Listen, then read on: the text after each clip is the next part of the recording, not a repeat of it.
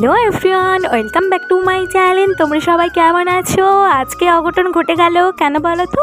কংসাবতী আমাদের পাশেতে যে মানে মাঠের পরে যে একটা কংসাবতী নদী আছে, তাতে না বন্যা চলে এসেছে।